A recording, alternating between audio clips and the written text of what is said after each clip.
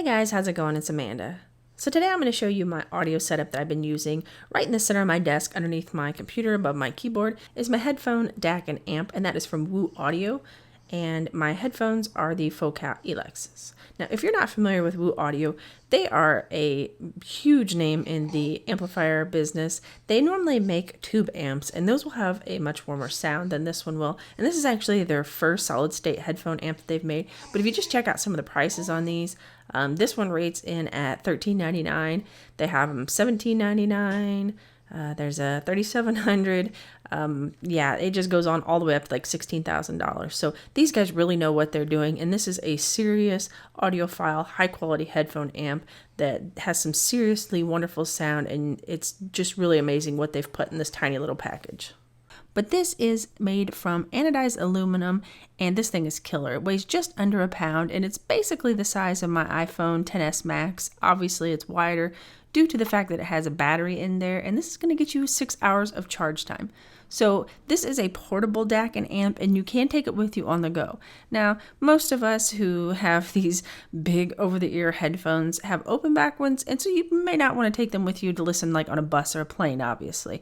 But you could take them if you're going to be going and having an extended stay at someone's house and you wanted to have your awesome audiophile setup with you, or even if you just want to move from your desk to your office, to your living room, to your bedroom, this can go with you and keep everything powered and sounding amazing. So let's talk about my headphones. At first, I wanted the Sennheiser HD 800Ss. Very popular choice. Many people buy them, but at $1,600, I didn't want to regret them, and I also didn't want to have that as my standard, so that now I want something even better. I wanted to stay at a lower price point, so I still had something to upgrade to later on. So after a bunch of research, I ended up with the Focal Elex. Now this is a mass drop edition headphone, but if you know anything about Focal, they make some very expensive headphones. I think their top pair is at like $3,000, which is just crazy.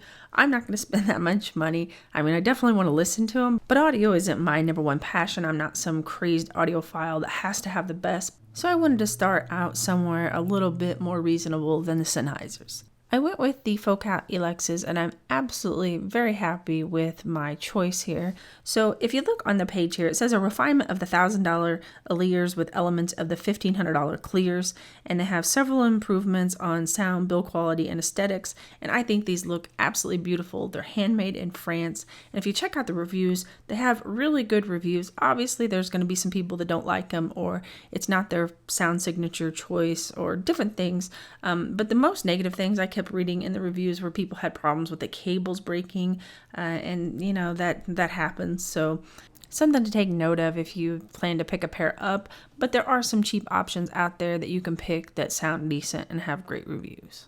Now these headphones aren't super hard to drive. I think they're 80 ohms. I also have the Sennheiser HD 700s, and I have used it with this setup, but I do know they will also power the HD 800Ss had I have chosen to pick those up. So some stats about the WA11 is it's a fully balanced solid-state Class A headphone amp and DAC. It'll power some of the toughest headphones, and the battery in this thing will get you 6 hours of playtime. And I'm not good at describing sound or really vocalizing what I think or hear, and it's so subjective, I try to just kind of avoid it. But if you're used to some of their headphone amps, the tube amps are going to sound much warmer, so this one being a solid-state amp, it won't be as warm as some of their previous amps if you've listened to those. And if you want all the absolute specifics, I have them on the screen here. You can pause it, or you can go to the link, which I will have in the description, and check those all out for yourself. But there's a couple things down here at the bottom. They have some accessories I want to show you. They have a WA11 stand. They have a WA11 Unity Smart Case, which holds your phone and the everything all together. And then also some cables and adapters, which one of them I'll show you here in a moment. And depending on which way you pick this up, you can pick it up for $13.99 with just the amp DAC, or if you want to bundle it with the adapter, it's $15.35. Now that may sound like a lot of money. Over at the Master Switch, they rated this as the best solid-state headphone amp that you can pick up, so that's really awesome. But the one noted just below it, which is the best high-end headphone amp, is $7,000, and that doesn't even have a DAC built in, so you'd have to pick up a DAC as well. That's just crazy money. So let's take a closer look at the WA11. On the front or top side, if you have it laying in this orientation, you have your power button and 4 battery charge LED indicators.